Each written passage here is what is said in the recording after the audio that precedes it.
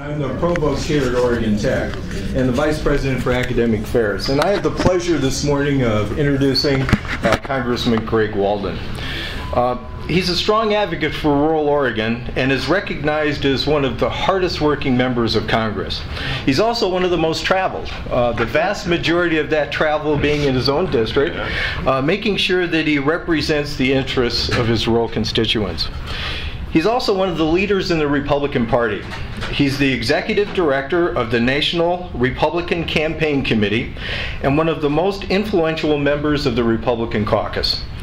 He is on the powerful House Energy and Commerce Committee, which has jurisdiction over energy, telecommunications, Medicare Part B, Medicaid, insurance regulation, and other health issues. He is well known as a voice for small business owners, working class folks, and is always in tune with the pulse of his district. And he's also been an extremely strong advocate for OIT, and let me just give you a few examples. Most recently, he helped our president, Chris Maples, and other members of the Oregon delegation make sure that veterans enrolled at Oregon Tech get the fair share of their veteran benefits. He led the fight to ensure that OIT veterans receive the housing benefits that they deserve from the post-9/11 GI Bill. He led and got the VA to certify our Wilsonville campus and thus fix the housing disparity for veteran students taking classes in Wilsonville. Because of his leadership, these vets can now better afford to attend Oregon Tech.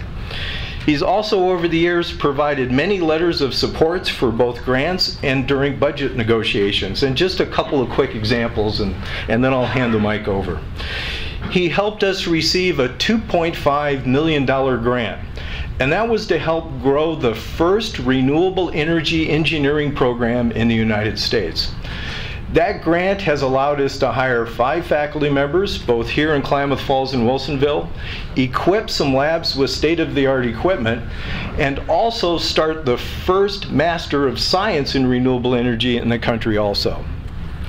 Other things he's helped with over the years: $350,000 for equipment in the Center for Health Profession, $285,000 for the health simulation lab that we began, $250,000 for clinical lab science equipment, and $100,000 for picture archiving equipment. So we are grateful for his support and for his ongoing advocacy for both Oregon Tech and all of our Oregonians. Welcome, sir.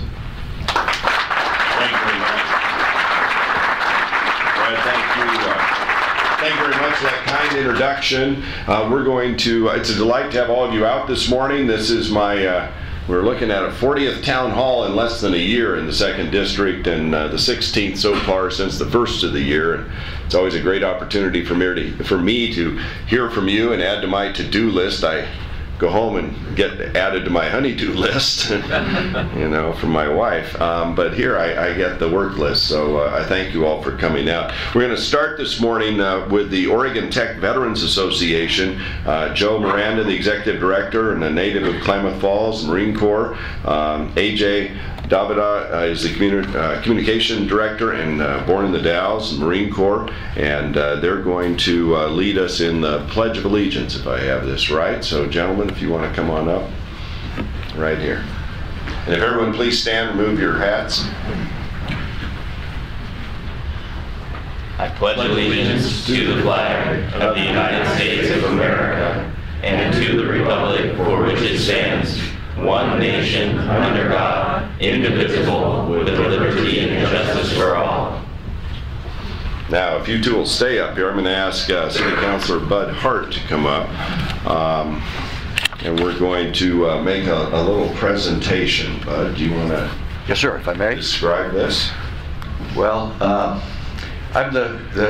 thanks to Congressman Walden's staff, I'm the president of the Ernie Brace chapter of the Military Officers Association of America. John Howard voluntold me for that position, and so here I am. The Ernie Brace chapter has always wanted to support OIT veterans and KCC veterans, and we thought it was appropriate to get a flag of the United States flown over the Capitol at the request of Congressman Walden to present to the OIT veterans and he graciously did that. We were planning on presenting it next month at our chapter meeting, but since Greg was here, and this is a unique certificate because not only signed by the architect of the Capitol, it's signed by Greg Walden. And I will read this. The accompanying flag was flown over the United States Capitol on December 11th, 2002, at the request of the Honorable Greg Walden, Member of Congress. The flag is presented to OIT veterans by the Ernie Brace chapter of the Military Officers Association of America. Would you like to hand him the flag, sir? Sure. You stay right here, though. Okay. There you go. Congratulations. Thank you.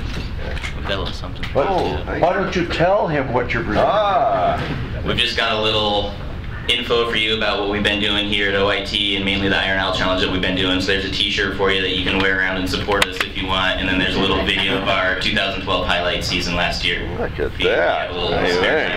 Iron Owl. Ball drop.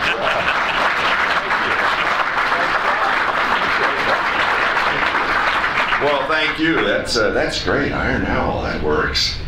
That works. I'll scare them in Washington. Especially if these guys are behind me. So I want to thank you. Thank you for your service to the country, all of you, and to all of our veterans in active duty. We thank you. The mission of the Oregon Tech Veterans Association is to provide assistance to veterans at OIT and the Klamath Community College. So these young men help out others who have worn our nation's uniform to make sure that they get the help and services that they need. And you've met these two guys. Joe, I'm told you joined the Marine Corps right out of high school in 2004 and worked as an F-18 airframe and hydraulics mechanic. Over the course of his 5-year enlistment, was deployed to Iraq in 05, overseas again in 07, spending time in multiple countries, and is pursuing his Bachelor of Science in Renewable Energy, Engineering, and Environmental Sciences.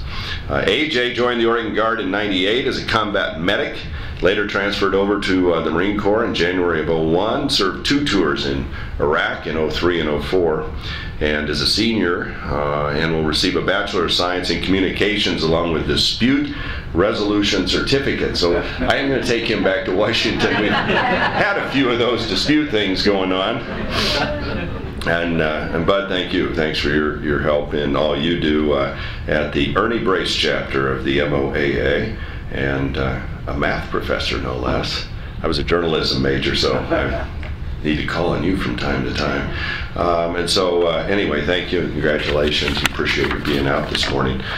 Speaking of that, I have a couple other people that I want to introduce before we get started. And that is one of the great privileges you give me as your representative, is to nominate young men and women to our service academies, the Naval Academy, the Military Academy at West Point, the Air Force Academy, and so on. And today we're joined by one of those young men, T. Wen, son of Fong and Quinn Wen, and brother B, all here from Klamath Falls. If you all want to stand up. T is a senior. Turn around, T. Come on up. Come on up here. T is a senior at Klamath Union High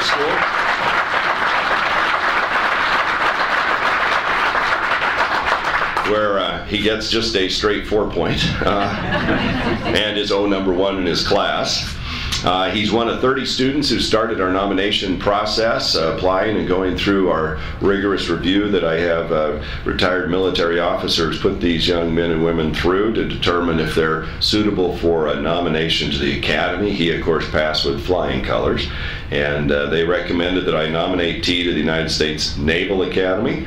And shortly after I made that nomination, I was informed by the Naval Academy that they were offering T an appointment, and so I'm proud to say he has now accepted that appointment and will be headed to Annapolis this summer to join the class of 2017 and serve our country and protect our freedom. T, congratulations. But the family turn around too so everybody can see you all.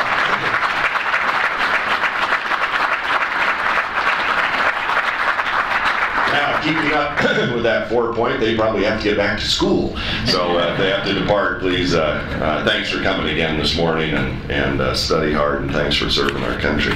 What I'd like to do this morning is just give you a brief update on some of the things that have been going on in Washington that are suitable to talk about in front of an adult audience. And then we'll throw it open to questions and answers, because that's That's why I'm here. First of all, you know, at the end of the year, the tax code we've been operating under for the last 12 years expired.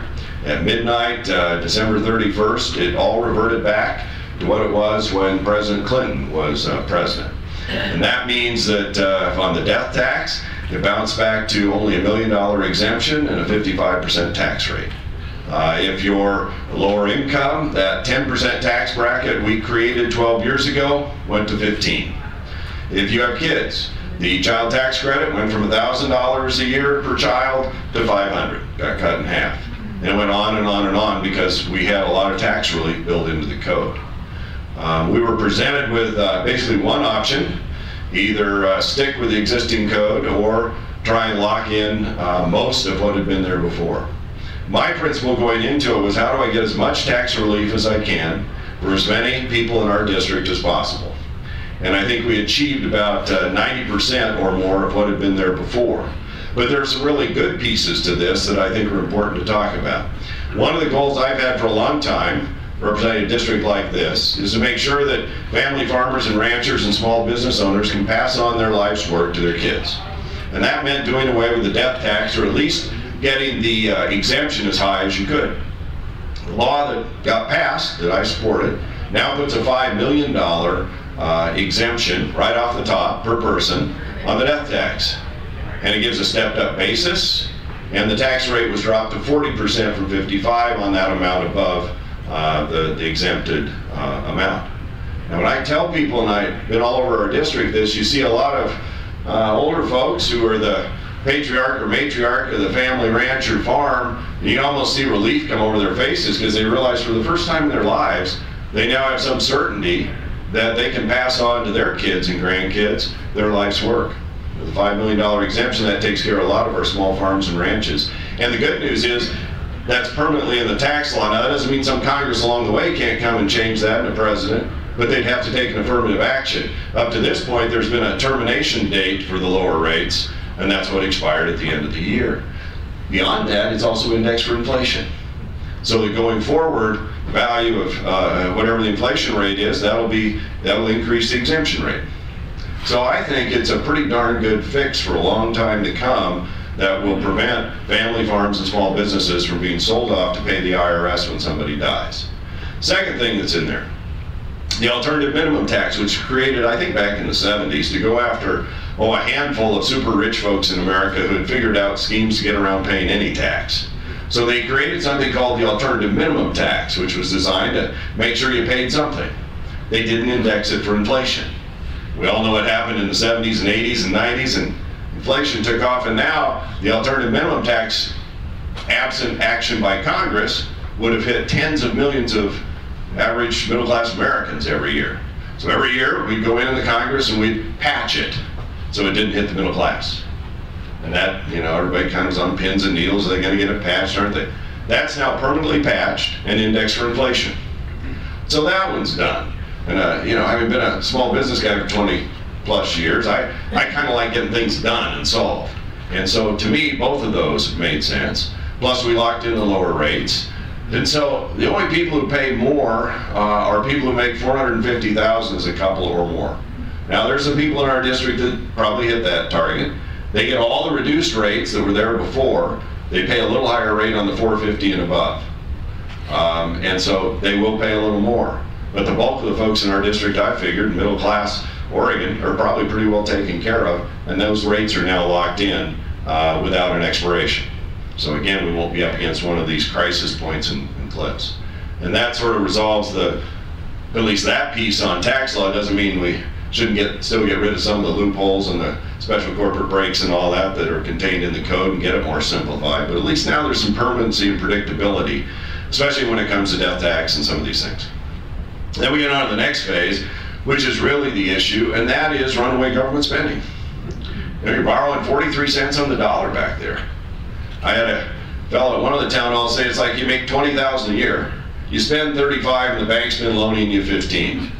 And after 10 years or so, the bank says, hey, we need to have a little talk here, because you're now up to 150,000, and I don't see how you're ever going to pay that back. And so you need to come in and we need to sit down. And that's really where I think we are as a country. And that's why we only extended the debt ceiling to May 18th. This is like your banker saying, I'm not going to cut you off today, but you are going to come in and we are going to sit down. And part of our process, and this is something I take some credit for because I pushed it hard for my leadership position, was the provision in the short-term extension of the debt ceiling that says no budget, no pay. For 3.5 years, now, the Senate has not passed a budget and hasn't even marked one up in their committee. We've passed one. You can like it, you can dislike it, and Paul Ryan's working on the 3rd year version of it. Sorry about that. But this is the budget that we passed last year in a graphic form. And so what it shows is debt to economy going back to World War II. And on the far left side there, you can see at the peak of World War II, we hit about 100% of debt to economy. By the way, we're at 105 right now. Our budget that the Republicans wrote and passed in the House and began to operate under is in green. And that would have not only balanced but paid off the debt, but it took a long time to get there, as big as the problem is, out to 2050, but it put us on a path to get the debt paid off, let alone balance, and reform the underlying spending issues in a way that that worked and was thoughtful. Do nothing, let's say, and these are at a dozen SEIU protesters picket my office in Medford yesterday while I was doing a town hall in Grants Pass. Why they didn't just come to the town hall, I don't know, but that's okay. But they left behind all these signs that say no more cuts. No more cuts. So they're in the school of you can't cut anything, or you shouldn't cut anything. I'm not in that school. Because here's what happens if you do nothing and you follow their course of action, is the red line. Now these aren't my numbers, these are Office of Management Budget and Congressional Budget Office numbers. So the independent green eye shade folks that do the calculations say by 2080, you're at over 800% of debt to the economy. How many people think we're going to survive that? You know, it's not going to happen. You have to make changes. And the sooner we make them, the better. And that's where we're at. So, by the way, there's a Harvard study that shows that after you hit 90% of debt to your nation's economy, there's a drag on the economy thereafter of about 1% GDP. As you know, we contracted by 0.1% in the last quarter. So when you're thinking about that 1%, that's what happens over time, according to this independent Harvard study, that the debt becomes a drag on the economy and for decades to come. So that's lingering out there. So where are we? So March 1st, or I'm sorry, well, next week, the president's supposed to put forward his budget. By the way, the last 2 times the president's put forward a budget and it's been voted on in either the House or the Senate, it's gotten 0 votes in either chamber. Zero. Zip. Zilch. None. So he'll put forward a budget. The March 1st is when sequestration hits. Now this is part of the Budget Control Act that was passed a year or 2 ago that called for first $1 trillion in cuts over 10 years by putting a cap on spending. So that's happening right now. And in addition, $1 trillion of cuts across the board, half of which will fall in defense, which is about 20% of the budget, but will represent 50% of the cuts. That all kicks in for the first year, March 1. March 27th, the funding for this year's fiscal year runs out because the Senate wouldn't take up any of our House-passed appropriation bills to fund these agencies because Harry Reid said he didn't like our budget, didn't like the levels, so he wasn't taking them up. That's a public statement. And so we didn't. So we're operating on last year's spending levels through March. So you're going to have this collection of spending issues coming together. And by April 15th, each House is supposed to have put forward a budget. So between now and May is when we're going to have the debate we should have had a long time ago about how you get America on track to balance its budget and get this debt down. Because I think it's a complete unfair transfer of debt from this generation to the generation of the young kids who are just sitting up here, and that has to stop.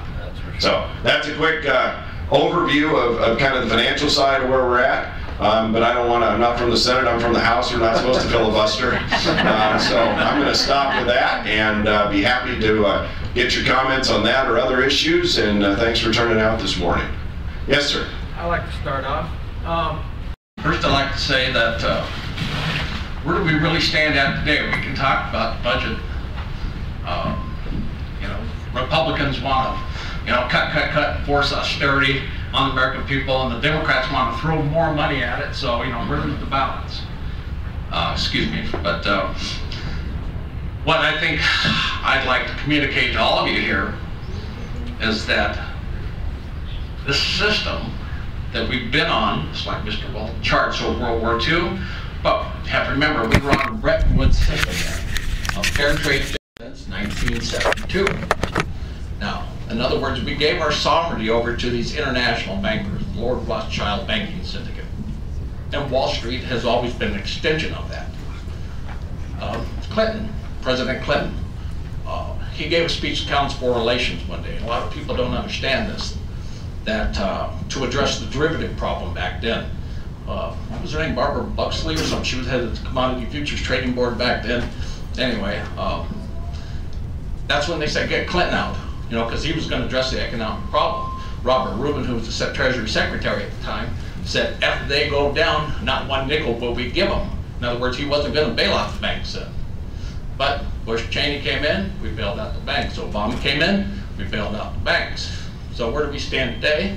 Well, Federal Reserve's printing money like it's going out of style. They're loaning it to the big banks. The big banks are giving it back to them, and then they're getting the interest on the money. There's a pool of liquidity there that they could dump into, say, commodities on corn, food substances. And if they do that, that will drive prices right to the roof, with hyperinflation. Okay? So getting rid of this system is what we picked up last time at Glass-Steagall, right? Where we left off. You said Glass-Steagall won't fix the problem. And you're correct. It won't fix the whole problem. Where we have to go with it is back to a national bank. Lincoln championed for a national bank even after, he issued the greenback dollar. Okay? And never got it in, right? So once we establish Glass-Steagall, then we can cancel derivatives, we can sort through it, an orderly bankruptcy proceeding, okay? And then go back to our federal credit system that we were composed of as, per our Constitution in Hamilton. And like I said in my editorial, if any of you read it, that's where we enjoyed our biggest expansion and growth. So till you get rid of this system, we're not going to change anything, it's just going to be worse. If you look at Europe right now, it's in shambles, Greek, Spain, just in turmoil, austerity, riots. And I don't think we want to go there. Now, next thing, the Federal Court of Appeals just ruled that Obama was guilty, violation of the Constitution, separation of powers. Maybe recognize that or have heard it. But any that you've been paying attention, we know he's a serial violator, with the Benghazi cover-up, the healthcare bill, the iPad, various things, So where it's going to go from here, I don't know, but I'm all for getting Glass-Steagall in, and I would like you to co-sponsor the new bill, 129, with Walter Jones and Marcy Kaptur, if you would, and H.R. 3, basically, that any president that would bomb a country without Congress's consent, because he's guilty of, with Libya, there was no congressional, right? Am I right? Go ahead. Well, I'm saying he went into Libya without Congress's consent. That's true. That's true. And nothing's been done. So that's why the Circuit Court of Appeals took it upon themselves to put a stop to this, basically. Where Congress has done a little bit here and there by bits and pieces, but not to actually hold him accountable in violation of the Constitution. Okay, so you covered a lot of ground there. First of all, I concur that the President overstepped his constitutional authority when he made the recess appointments not during a recess. He got not only slapped down on that as he should, but the people he appointed should resign, and their decision should be revoked. because they were made in violation of the Constitution. Now, I don't think they're going to do that, by the way. They've even indicated that they have no intention of observing the appeals court decision. So now it'll probably get appealed to a broader panel or to the U.S. Supreme Court.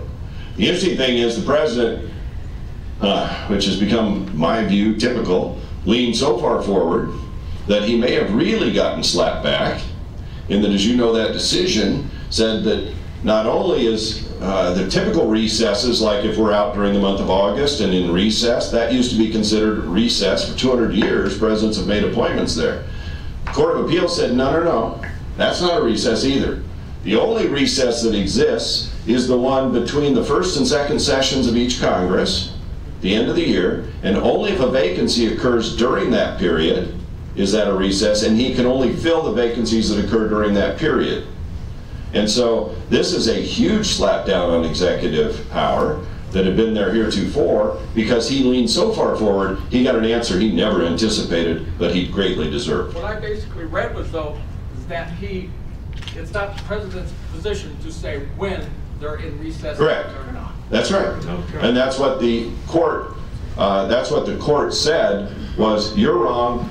You don't know when a recess is, and in fact, your predecessors as presidents misread the Constitution about recess appointments. So we're going to tell you that's only at the end of the year, between the first and second sessions of Congress, if Congress is out, and then only dealing with vacancies that occur during that window of time. Right. So it's a huge slap down, and an overdue one. So, yes, Dan. Thanks. Mike Burns said he yielded me his 15 minutes, so I hope you're okay with that. Actually, I'm really pleased with that. I'll get burned later. Congressman, I want to thank you for your support on the McMorris-Rogers hydropower bill that was introduced last week. There's another bill that I understand will be offered up here shortly by Scott Tipton from Colorado. Both those bills, my organization's been involved with them. We're very supportive of them.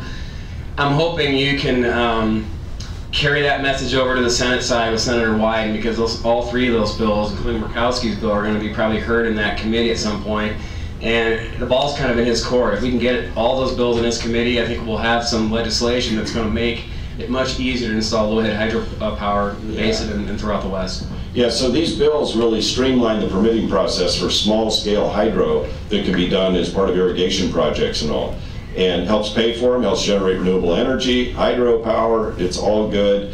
And it should be a no-brainer. I mean, this ought to be done in the first 3 months. I mean, if you want something easy and good to get through, this would be it. So let's give them 6 months. But you know, I've been a co-sponsor of those before, fully supportive, and as you know, we passed them in the House before. Makes a lot of sense. It produces a little revenue source for the irrigation districts as well, which is good to help pay for some of the improvements they want to make for water improvements. And so I think it makes a lot of sense. Happy to weigh in, and I know Senator Wyden will, I'm sure, have a town hall here soon, and Senator Merkley, and a good chance to get them committed to it. Yeah, yes, sir. Come right here, and we'll get you that mic. I'm Paul Fouch, president of Save Our Rural Oregon. I'm a former engineering professor here at OIT eons ago. And I have a couple of questions that concern renewable energy. I ask you, Congressman Walden, would you support a moratorium on biomass and biofuel projects in cities like Klamath Falls and Lakeview, given these cities both have the worst air quality in the state and recently had the worst air quality in the nation? And in fact, Klamath Falls is out of compliance now with the EPA 2014 standards. And then the second question ties in with this. These plants get up to 50% subsidies to run and operate. And this renewable energy, I don't mind the subsidies, but I think the allocation of subsidies should be prioritized to the cleaner renewable energy like wind and solar and so on, where these biomass plants, from my research, are 50% dirtier than coal. So, and I've got a lot of research from Caltech and the University of Washington and so on. But anyway, those two questions, the moratorium here in Klamath and supporting subsidies for renewable energy. So let me take those on. Obviously, whatever is constructed needs to meet the air quality requirements of the federal and state law. I mean, that has to be, I would assume, part of their permitting process. Well, I would think so, that they have to meet the law. And they should. So my answer would be no. I actually think, given the desperate straits of many of our rural timbered communities, that biomass holds promise for jobs and helps create economic development in terms of taking the material out of the forests and using it. But in terms of the air quality and all, I'd be happy to see your research and such. But I do know that this is an important economic piece for certainly Lake County. It is out in Grant County, Crook County. I mean, there are lots of, in Jackson County, there's a biomass plant there that produces renewable energy and uses debris and forest debris that creates jobs. So I'm not in favor of banning them, certainly, but they should have to meet air quality. In terms of the other subsidies through the tax code, I think they all ought to be on the table, frankly. They're very expensive. They are useful when looking at how do you spur different industries, but at some point some of these industries have been getting tens, if not hundreds of billions of dollars of taxpayer subsidies for a long time, and at some point they need to mature and be able to stand on their own. And so part of the tax bill that was voted on at the end of the year had a short-term extension of 1 to 5 years depending on what subsidy. But the underlying notion and message was that the Congress intends to do overall tax reform, and a lot of those subsidies may well get squeezed out in that process, so you get lower tax rates. And then it's not the government doing so much of the picking of privileged classes, if you will, but rather individuals and investors can decide what they think and let the market make more of those decisions. Certainly there's some advantage of having those incentives to kind of get something going. But at some point it can't be continuous. Yes, ma'am. It's an honor to speak with you, sir. Thank you for coming. I'm honored to be here. I appreciate you being here. I'd like to pick your brain about Agenda 21. Okay. I'm hearing more about it all the time, and I personally am not liking what I hear. Could you briefly explain its goals and what do you think is going to be the outcome? So if my memory serves me correctly, Agenda 21 was a global sustainability concept that was adopted, I think, in Rio de Janeiro in maybe '91 or something, about that period of time, under George H.W. Bush signed it, that calls for countries to work toward more environmental sustainable standards and all these sorts of things. It's never been ratified by the United States as a treaty. It therefore does not have treaty obligations on the country. And to me, I think we can make our own decisions without a lot of that sort of UN influence over the top of us. And so I think you're seeing a lot of pushback as more and more people look at this and say this really isn't necessary. We can make these decisions. That's where it's at. Yes, sir. Always go to the people with flannel shirts. Oh, thanks. Especially red flannel. And a fat guy, too. Now, going there. Yeah, you can't trust those skinny people. Yeah, that's true, Greg. Oh, well, I have a brother that's skinnier than you. That's why I said that. No, I do appreciate you being here. Sure. My name is Hedley Davis. I am a resident since 1990 in this wonderful city that I love very much. My comment to you is that although President Obama is our president, and I like him very much, and every other president that we've ever had, I've never seen a president in this country that does not love this country. They may be misguided, they may be wrong, but they still love this country. And the same goes with our Congress. But our Congress in the last few years does not work together with anything. Now, I myself am a Democrat. I vote for you, not because I'm skinny. You're skinny or Greg Walden or anything else, but because of the way you have acted. Yeah, thank you. And the way you treat us. I mean, right now, if I had 2-year-olds that act like the Republicans and the Democrats, they'd be on timeout for life. The simple facts of the matter are that you guys are not working for our best interest. And I'm not talking about you individually. I appreciate that. I'm talking about as a group. I mean, I don't appreciate any woman that comes before Congress being called a you know what by the media or anybody else. Right. And those are not our problems. They're not our problems. Our problems are that we have grown up being a society of we gotta have it. And we gotta have it now. And we're fixing to pay the debt. Yep. And that doesn't go for just me or you. It's everybody. That's everybody. That's right down to my next grandkids, called great. And the problem I have is that we don't seem to look for any solution. Right now we have a huge unemployment problem in this county. Right. But nobody seems to be working to put people back to work. Now I know FDR did, and a lot of people didn't like it. You can go through the history books. Both sides were about like they are right now. But the bottom line is I'd much rather see somebody working and earning something than being given it. Yep. And I'm a Democrat, by all means. But if we can't do something to get some pride back in people, what are we going to do in another 10 years? What are we going to do in another 50 years? Right. And I would very much like to see our Congress, and maybe you can take this back to a few of them, that they need to leave my private life alone and go back to their, the Republican Party's needed. I don't need one to fall apart. I need one that will keep my Democratic Party from giving this country completely away. I mean, both of us have problems, but used to, both of you could work together. I gotta just take you back with me. If Ted Kennedy can work with some of the people that he worked with, I know good and well Ronald Reagan got our vote because the simple reason he figured out how to get things done. Exactly. I mean, we are not getting anything done. We have unemployment, and more young people are not working than older people. Right. And older people are, in my age group anyway, are hitting what's called the retirement age. In fact, we are retired. And I like it a lot. That means I don't have to answer to anybody's bell, just my own. So if you can take this message back to them from Klamath Falls, from both sides of the aisle.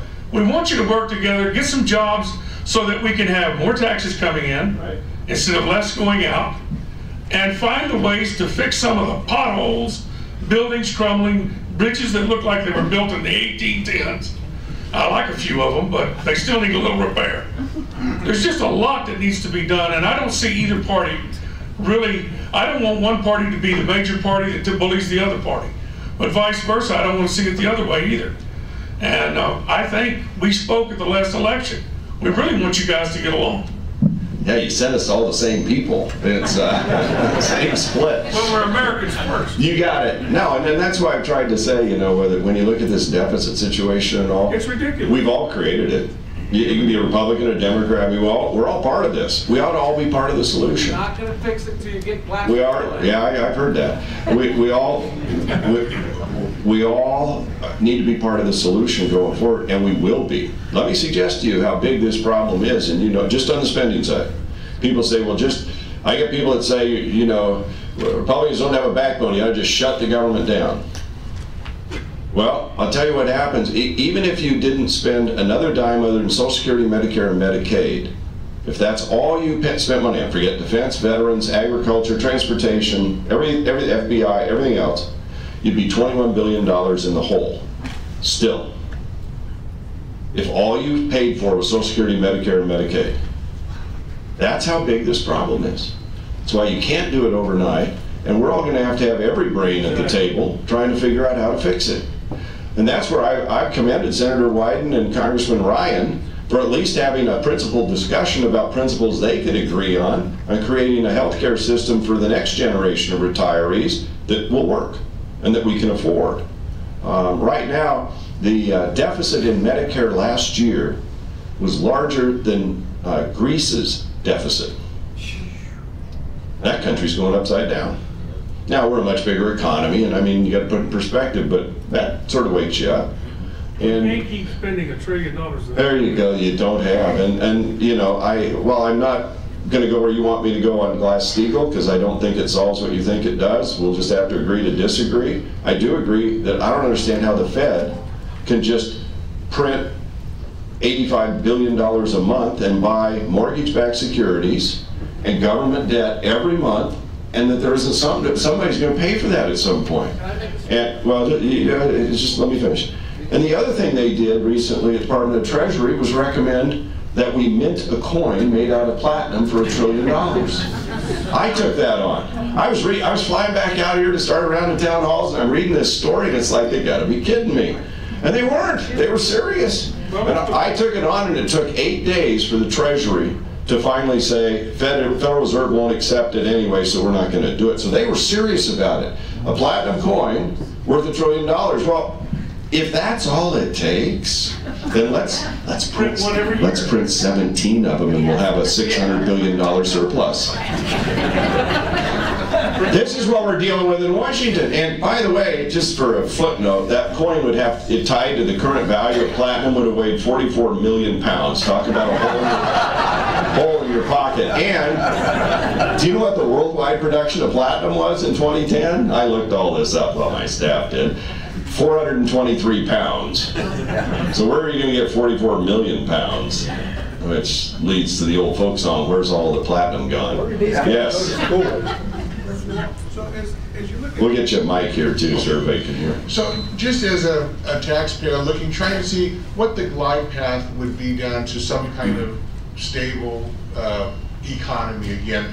And if my household, if I was spending 43 cents on every dollar, and if I had to stop on January 1st to some year, there'd be some drastic changes in my family. Right. Be eating out less, wouldn't be going on vacation. So I look at the inevitability of some kind of adjustment, and I just don't see how the path is. I don't see if it's in riots and Greece and people going, but to make the kind of cuts, as you said, that would be necessary to get a balanced budget, be it Medicare, cutting back, you'd have fewer nurses and doctors getting paid. If you cut back on the military, all those people working there, contractors, do you even see, are you able to see any kind of solution that would balance the budget without putting millions of people out of work?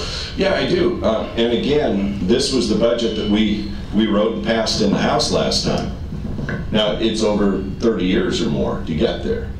But that's how you get there. And this is all based on every assumption that the President or the Senate or anybody else does. They all base off the same baseline of OMB or Congressional Budget Office. We'll see what Paul comes up with this time. I think it may even be more aggressive than that. But as a follow-up, is there then a company graph to see what unemployment would be there? Because I understand the need to cut back expenses, and I guess I just kind of feel that, with the exception of maybe Paul Ryan, nobody else is going to go on the record as they're afraid that whatever they say will be used against them in a future campaign. Every campaign. And so that's why the Senate doesn't pass a budget. They don't want to be on the record, on the truth. And so what I would look for, I would hope somebody would be brave enough to say, here is the hangover that you're going to have right now, because collectively, this is just our lot to get this fixed, as opposed to just going until our creditors, China or the bank, says you're at your limit, and now you're going to have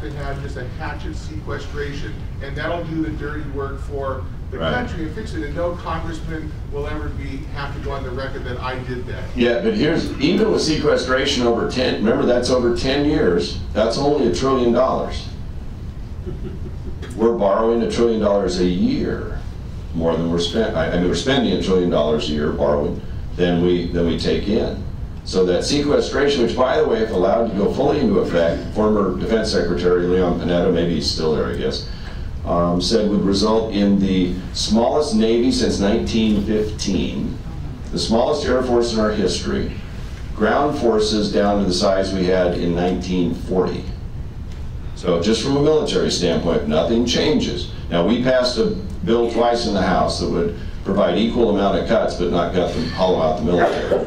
And remember, the military is already getting $400 billion in cuts over 10 years as part of the Budget Control Act, so $40 billion a year already is coming out. This is in addition to that. So let me show you another chart. So this shows, and this one isn't accurate. I'll just tell you that at the beginning. Because, yeah, thanks, Nick. The blue line indicates what the President requested in terms of $1.6 trillion in new revenues. The fiscal cliff vote, the tax vote, will result in about $600 million in new revenue. So it does produce more revenue because the rates did go up on the upper end. So just take this to a third of what it is here. We haven't reprinted the chart.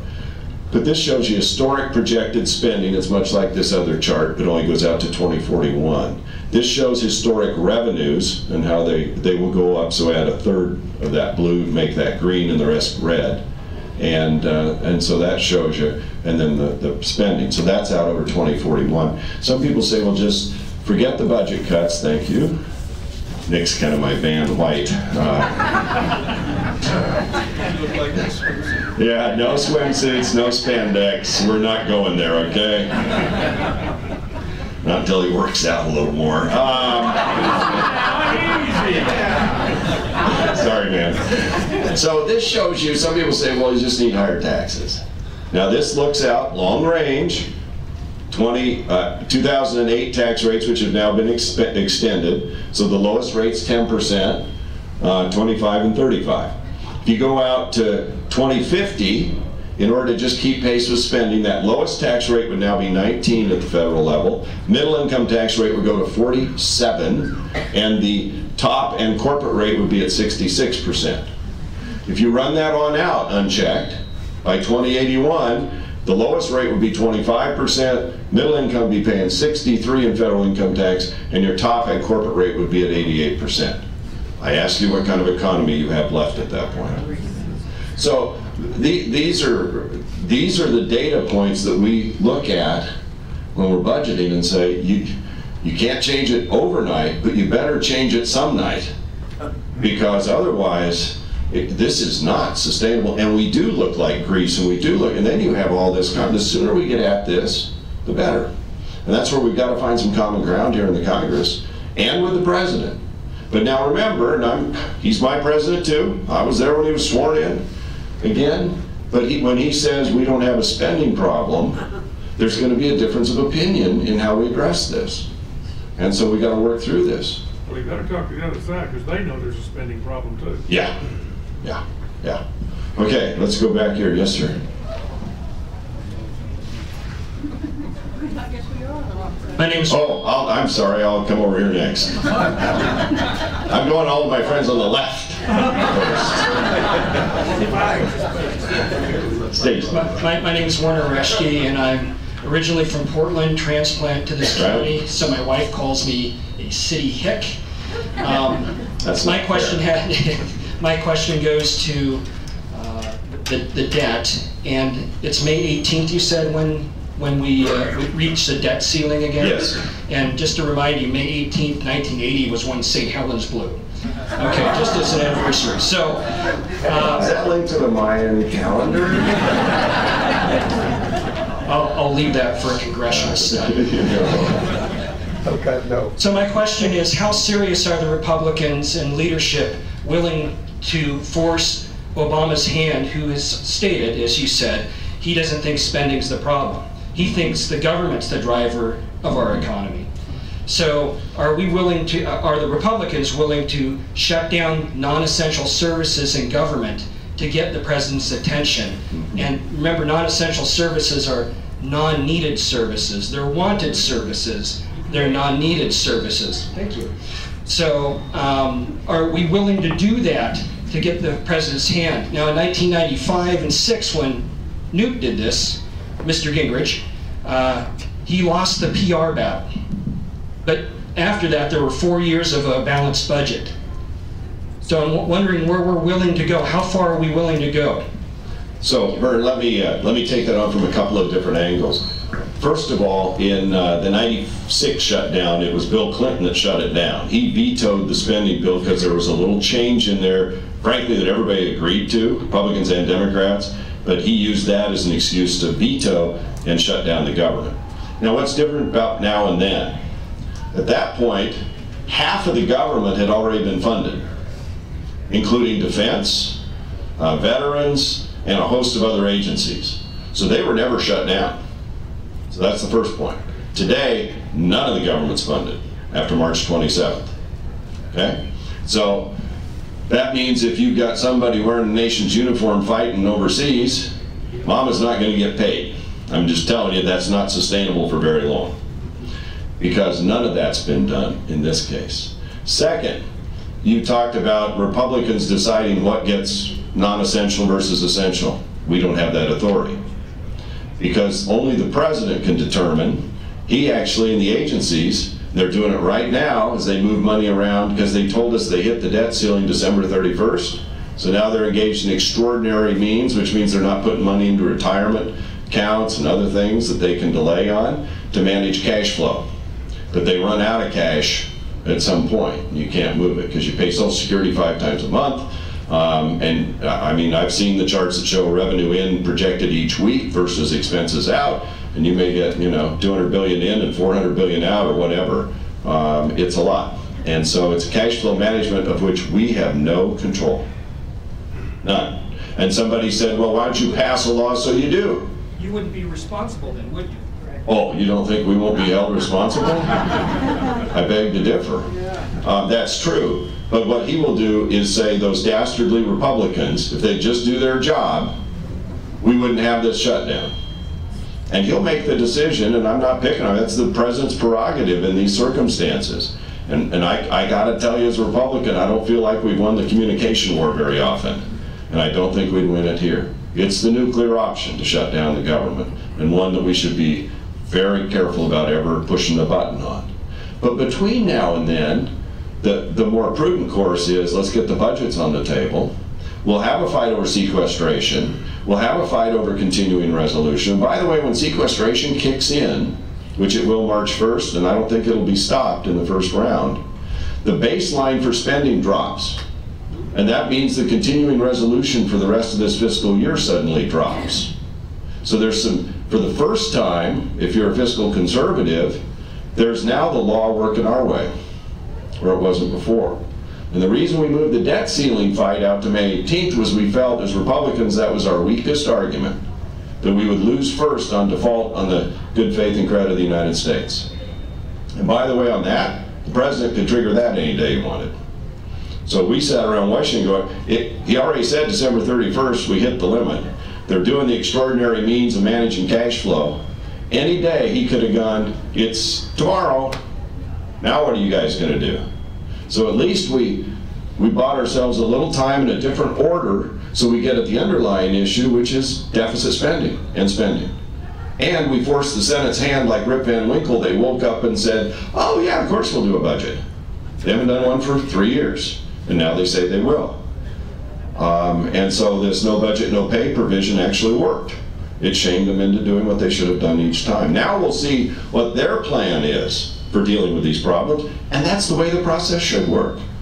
House should put a budget up, Senate should put a budget up, the President should put a budget up, and then we ought to see if we can come to one budget, or at least come to common terms on the caps, but at least that one side doesn't get to say, your budget stinks. Your budget would run grandma off the cliff. Your budget's bad, and meanwhile never offer one. And so that's the dynamic we're at, and I think we're actually made a half an inch progress forward on. I'm going to go to this side. Yes? Congress Walden. They're bringing the microphone right there, sir.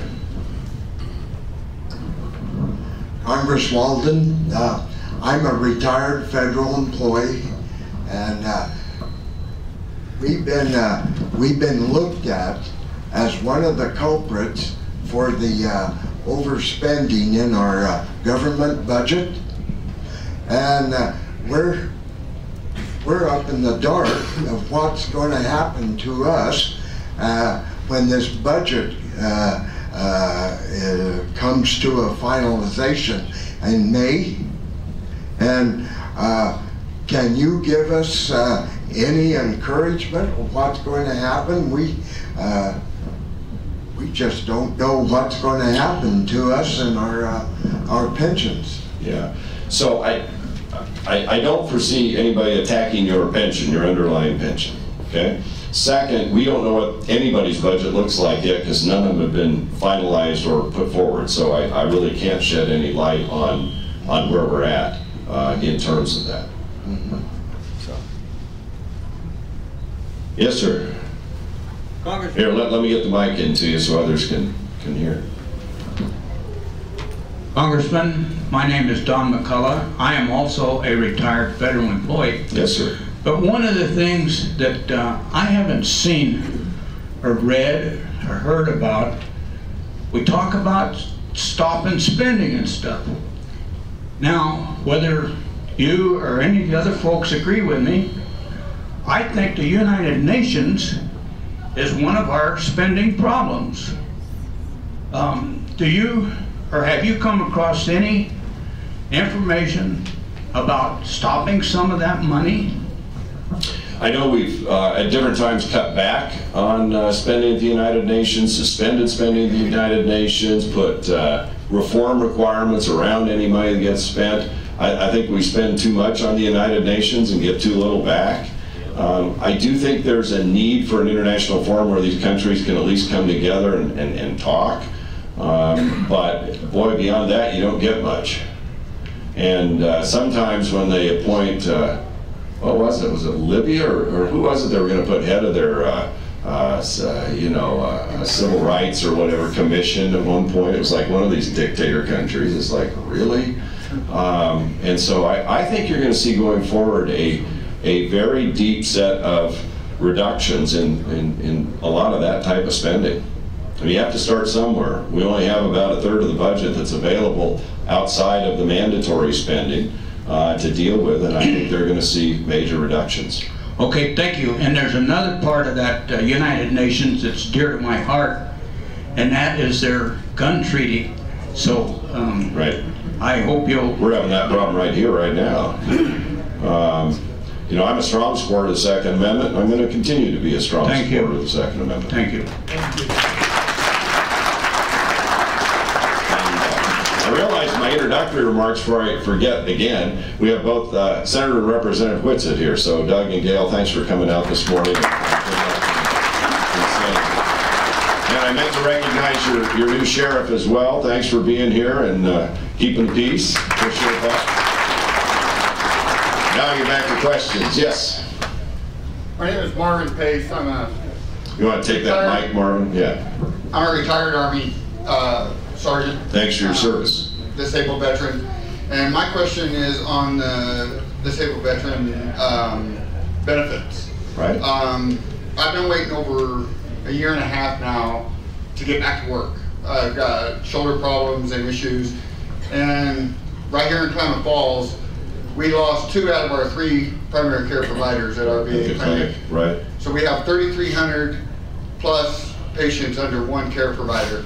What is Congress or our higher government's position on how to solve the problem of keeping providers for the Veterans Administration? You know, it's a challenge and it's a good question. I've actually supported the effort to create these clinics, including the one here and the one in Burns and elsewhere, Bend, so that we had more access to care for the men and women who have worn our nation's uniform. But the building's great, but it doesn't work well if you don't have enough providers. And so it's an issue that's popped up. It's on our radar screen, and we're trying to figure out how we can be helpful to make sure that there are adequate providers in each of these clinics. It's been a bit of a problem up in Grants Pass. It's a problem here. We've helped get some resolution to the one in Grants Pass, but obviously it's still a problem here, and we're trying to help. Well, one of the things is even Portland has lost their primary ortho surgeon. I mean, VA just can't keep providing. And that's a question we need to figure out. I don't have an answer to each one of these, obviously, but you know, at least in Portland, you've got a lot of other opportunities for healthcare in the area. It gets the more rural you get, the fewer opportunities you have, the more important these clinics are. And so we'll continue to try and work on it. And if the VA, we'll have to see what's behind that. I've been in a lot of fights with the VA over the years, whether it was when they wouldn't release the HUD vouchers for homeless veterans in Central Oregon. They sat on them for 6 months, and one of these guys living in a tent had severe burns because he lit a match to light a cigarette, and it turned out his little heater was leaking gas. He was #1 on the list for a VA HUD voucher, housing voucher. He'd signed up August 1st. This was Christmas Day. And when I called the VA in Portland, even though they had the funds to hire somebody to administer the program and had them for over 6 months, they hadn't been able to find anybody to do it, and they wouldn't send anybody over. And when I pushed them on it, they said, well, it's, in the winter it's dangerous going over the Cascades, and I'm not making this up. And then the thing that really lit me on fire was when he said, and we'd have to put them up in a hotel in Bend because they'd have to spend the night. And I said, I can't believe you're saying that to me. First of all, we're dealing with homeless vets, and you're worried about somebody in your operation having to spend a night in a hotel to help the homeless vets? Oh, I just went nuts. And we got that thing turned around. And so I guess it was okay for the homeless veteran to make his way to Portland to apply, but it was too dangerous for the other way around. So anyway, we laid in on that one and a bunch of these things, so we continue to stay on. You brought up another point. Here, 2 years ago, I guess we had an opportunity to get a new VA establishment either in Klamath, right. Jackson, right. And to me, and to a lot of veterans, it doesn't make sense to not have one of those facilities right. on the east side of the Cascades. Right, I agree.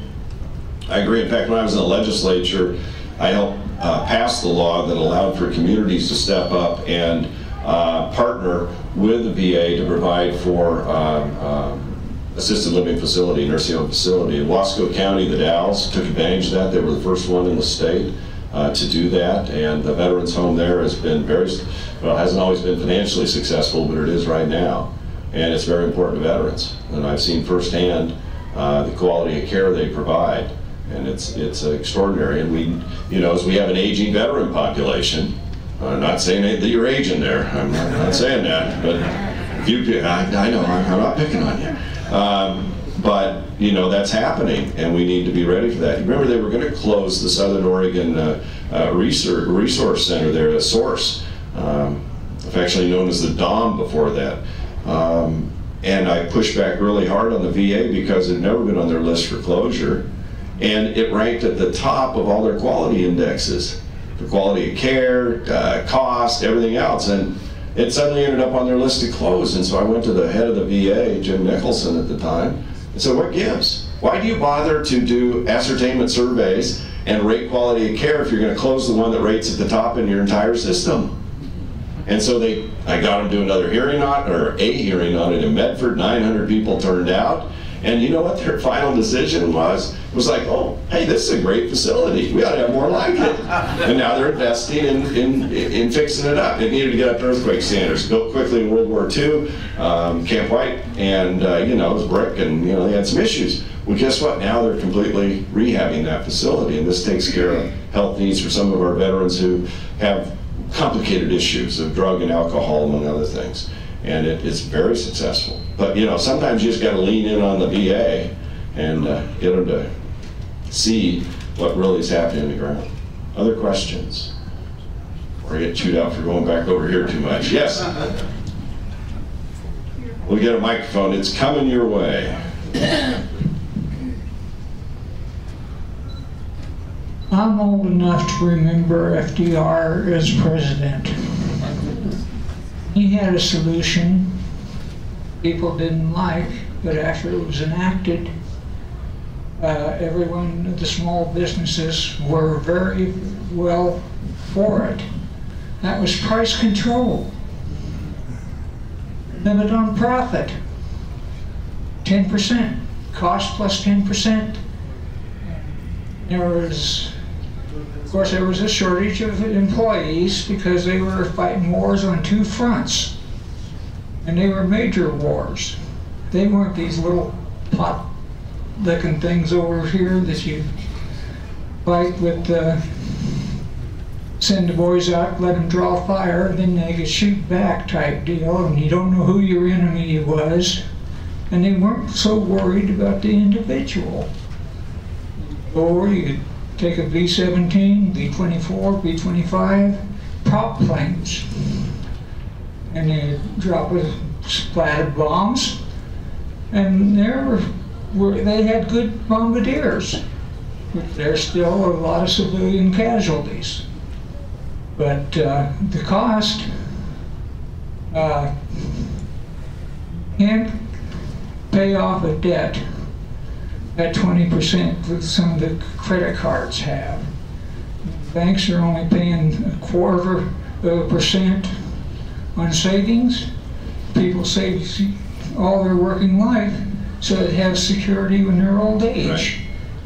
And so we need a price control. We've got to stop the escalation, the purchasing. And to have, like 5 years ago, gas was in $1 a gallon. I got an $800 heating bill for the last month. Fuel is so high. They don't want you to burn wood because it contaminates. They go out here and burn 500,000 acres of stubble. But you can't burn the yardage. Yeah, that's the, isn't that the great irony that the EPA in there has one monitoring site here, and once or twice a year you fall under the standard, and yet they don't count what we live through every summer because the federal government doesn't know. Well, I'll be careful here.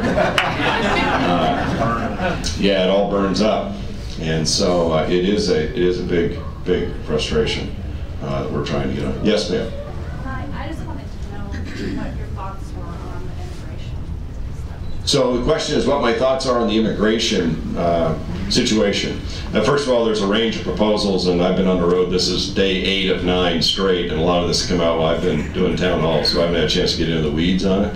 I would say, though, that we need to step up at the federal level and address this issue because it's become a real burden on local communities that end up paying the price. If people are incarcerated and they're out here illegally, and then you can talk to your sheriff and others.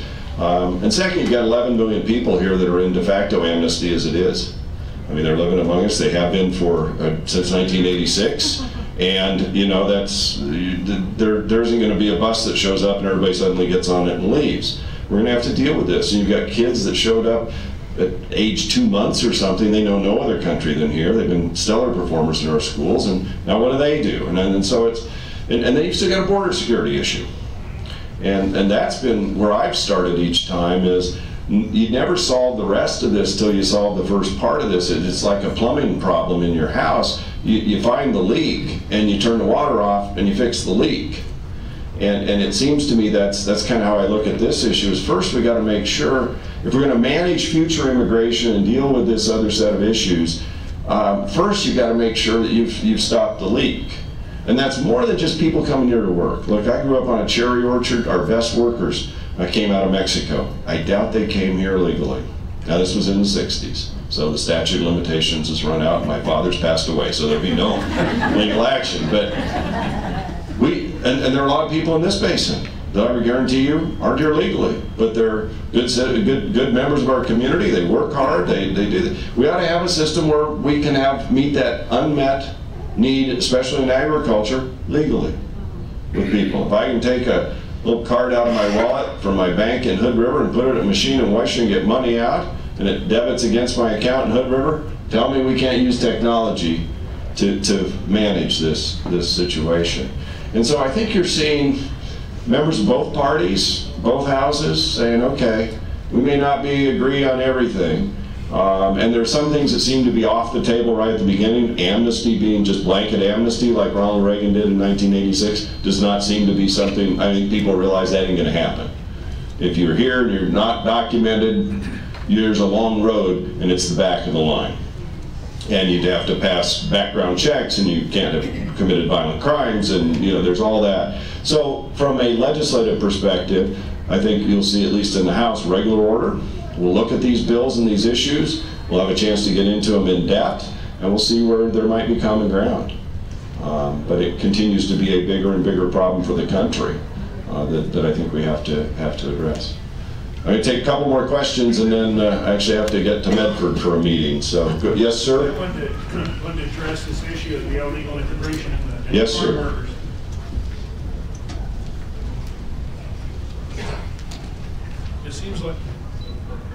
It seems like government can make everything so damn complicated.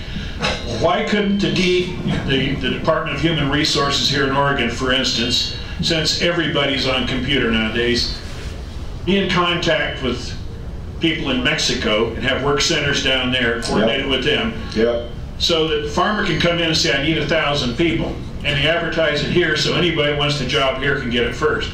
If they haven't got it filled, say in 5 days, they go to Mexico. They come up here, they work. When the job's done, they check back in with that department. If there's no more work, back to Mexico. And Canada set up a system that I'm not totally familiar with, but sounds a lot like that. There's a pre-screening, there's control over where they are when they're working, and then when the job's done, they go back. Now, I don't know all the mechanics of it and whether it would work here or not, but you know, come on, there's got to be a way to do this so that both the farmer's legal and the worker's legal. And so I think that's going to be one of these issues. Now, you're right, the government gets involved with the H-2A program, and it just doesn't work.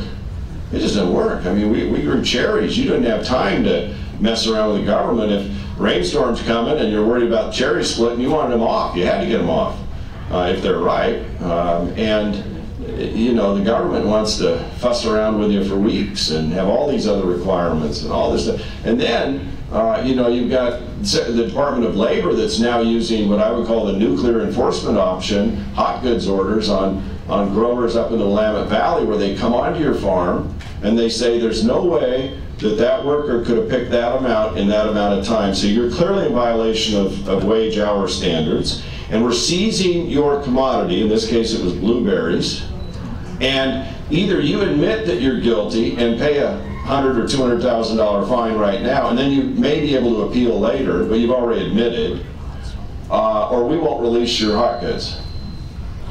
And this has happened, and I was in the Dalles, had a town hall, and a cherry grower who did not want to be identified said they're hearing through the grapevine they're next. That they quit with the berries, now they're going to go to cherries. And I think that's a huge set of bad issues. We had a bipartisan letter to Hilda Solis, the Secretary of Labor, on this issue. She's now she's not going to stay on. And it's been months since we wrote her, and she still hasn't responded. And this isn't just me, this is other members of our delegation, everybody but Blumenauer was on the letter. And we can't even get an answer. It's outrageous. And so we need a healthy agriculture. We need to make sure there's an appropriate workforce so that we can have, that's a huge part of our economy. So there's got to be the way. Yes, Bill. You've been working hard to transfer management and ownership, hopefully, of federal forest lands away from the federal government. And in our county, over half the lands are owned by the federal government, and they don't contribute to our tax base. So can you tell us, give us an update on where your initiative is to transfer this? Yeah, thank you. A couple of points. First of all, we've been talking about both the ability to manage large chunks of the federal forest under state forest practices law. And in the case of the Oregon-California counties, ONC lands, that would be done inside a trust, like Washington State does with their Department of Natural Resource. They have to then manage to the obligations of that legal trust. So there's a legal requirement that they harvest a certain level and produce a certain amount of revenue. And in the case of Washington State, that's hundreds of millions of dollars a year off their state lands. And that flows into their coffers. We think you could model, and that's what our proposal does, and it's bipartisan, could do the same thing with the ONC lands, put more than half of them inside this trust, actively manage. Then these outside groups can't come and just tie up every timber sale with appeal and litigation and shut it down. What they're doing is shutting down our whole way of life. They're bankrupting our counties and communities, and we end up with forests that are completely unmanaged. And if you think there's smoke from, or pollution from biomass plants, you ain't seen nothing yet when it comes to these forest fires. Well, you have, because you live in it. But you know what I'm saying. And so that legislation had a hearing. I mean, and we're looking at the federal forest lands too, not just ONC. So the chairman of the Resources Committee is a fellow out of Tri-Cities, Washington, named Doc Hastings. He's very supportive of this concept. He's told me that it's one of his 2 top priorities for this year for the committee.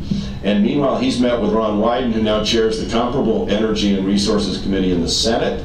And so the Northwest has never been better poised in terms of power in Washington to deal with this issue than we are right now. We ought to seize that. We ought to get it done this year, get laws passed to get us back on our feet so we can actively manage the forest. And the key is to get sustainability when it comes to predictability of output of timber supply.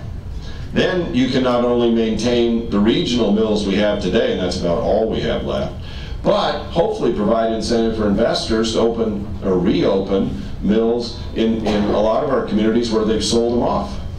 You know, I was up in Wallowa County on Monday. There isn't an operating mill left in Wallowa County. Not one. And I don't know, there probably used to be half a dozen or more. And it's not because the trees aren't there and aren't still growing and dying and everything else. It's just that legally they get shut down every time they turn around. And so we got to reverse that. Now, you know, Curry County's about to go broke and literally shut down. I was with the commissioners from Josephine County. They're not far off of that. The next 6 months, year, they're going to be right about where Curry County is. And, you know, a lot of our counties have built up, because of prudent management, some reserves that they're now eating down. And you take the secure rural schools payment for this county, I believe, was something like $7 million last year, is that right? Without that, it goes to a few $100,000. And I don't see us being able to get the money to renew SRS. So just in Klamath County, you could go from 7 or 8 million down to a few $100,000. Now they get some backfill from payment in lieu of taxes when SRS goes away, but it ain't gonna be the same. So why don't we get back to where, oh, Van, you're back. This shows you on the Umpqua, the Rogue Siskiyou, and the Fremont Wainema, the harvest levels in million board feet versus and this is annual, versus net growth and mortality. Forests are not static. They don't just stop in place. They grow and they die. We all know about the red zone down here and all of that, you know. So I'm going to continue working away to try and get active management while they're healthy, faster management when you have a fire, so you get in and clear out the dead with value while it still has value, and you generate money to replant and restore. We're going after all of it. Okay, sir, we're going to go to you, and then we're going to go to you, and then I've actually about a half an hour over, and I'll be in trouble in my next meeting in Medford if I look at that. Mr. Walden, my name's Jay Owen. Jay Owen, good to have you. I'm resident of Butte Valley. I had several things. As far as the shootings, the Second Amendment and everything, I think 47%. I don't know about the town hall meetings, but I think the problem is society. 47% of society is a large part of the problem, beyond me to solve. I'm a vet. I'm a patient over here in Klamath Falls. Somebody does need to look into what's going on over here. That I was under continuing treatment, and all of a sudden 9 months later, I don't hear a word, and finally I called, and the paper just had a big article on the thing, and they said if you had an emergency, I forget, a dire emergency, I think they said, you can call and talk to a nurse. But I called for 2 days and talked to an answering machine, and she didn't give me any advice. Answering machines are like that, aren't they? Yeah, I talked to her, but she didn't do me any good. Anyway, that needs to be looked into. We'll do it. I appreciate your Second Amendment stance, and I do believe that society, we do have a problem. I don't know. I hope patriots get in our government that'll take care of our country. That's what I hope. And I'd like to see the draft reinstituted. It might solve a lot of problems. But I'm an old man. Thank you for your time. Hey, thank you for your comments and for your service to the country. We will look into this VA health clinic. Okay, Colby, if you can hand this gentleman the mic, then we do have sheets too for those who didn't get an opportunity to ask a question, or if you've got comments, we'll get back to you. So those are available. They're on the table on the way out. Yes, sir. Bill Adams, and I've been in business in Klamath Falls for 36 years after spending 4 years here at OIT. And I think the economy stuff, the overspending of government is probably the most important thing on your agenda. But not too much has been said about Second Amendment and the gun activities that are going on in Washington, D.C. I'm pretty sure there's a lot of gun owners in this audience, and while some of this stuff probably is more important on a fiscal scale for everyone concerned, I think you need to realize that with the number of gun owners there are in this country and some of the proposals that are going on, they're getting pretty close to crossing that invisible line in the sand. And when they cross it, people aren't going to be talking. Thank you. Yeah, thank you. And so as I said at the beginning, I always have been, always will be a strong supporter of Second Amendment constitutional rights. I carry a copy of the Constitution in my pocket, and I read it. And by the way, I don't see anything in the Second Amendment that says it's about hunting. And the second, the second piece is states have the ability to enact different laws. Oregon's done that. The voters of Oregon have done that. Connecticut had done that. Connecticut had, I believe, the third most stringent gun control laws in the country. They also had some of the best school safety provisions in the country. And that did not stop a criminally insane, deranged young man from shooting his way through a window, going in and killing those poor kids. And like any parent, all of our hearts were ripped out at that. But let's, as you analyze, at least I do, what happened there and elsewhere. It was Clackamas Town Center, or the guy that shot the volunteer firefighters on, I think, Christmas Day, or after he lit his house on fire. The guns were acquired illegally in almost every single case. They were clearly used illegally. Are there laws we should enforce more? Yeah, sure. Whether the ones on the books, let's fully enforce them. But I don't think adding another one and taking away lawful rights is the answer. I really don't. And I know, the paper here had an editorial differing on that, but that's okay. That's their right to under the First Amendment. And that's good too. I support the First Amendment. And I support the Second Amendment and all the others. But the point is, as communities, we need to figure out what goes wrong in those circumstances and then try and do something about that. And what goes wrong is the individual. And I can't tell you, I've been all over our district in the last 8 days. And the prior 5 days before that, I was in another segment of the district. In almost every meeting, there's a discussion about this issue, as you can imagine. But second, about situations in their communities, about mental health needs. And we've got people that, I'll bet if you talk to the sheriff or the city police, they know people who live on the edge of reality. And there isn't much they can do till they trip over that edge. We ought to figure that piece out so they don't trip over. That letter that went around from that mother in Idaho about her son who is a teenager and goes into these extremely violent periods and then out, and they have a safety program where all the siblings get in the car and lock it, and that's how she lives her life until he completely crosses over. He can't get help. I was talking to an emergency room physician yesterday in Jackson County who said they have a limited number of psychiatric beds at the hospital and they're full. And by the way, they don't have anything for juveniles who need psychiatric help. And just the waves they get. And so as a community, as a country, as a state, I think we ought to focus on the individual and try and see what we can do to make sure that we work with them. Turning you into a criminal doesn't solve that problem. So I want to thank you all for coming out. Again, there are sheets in the back, and honor and privilege to represent you.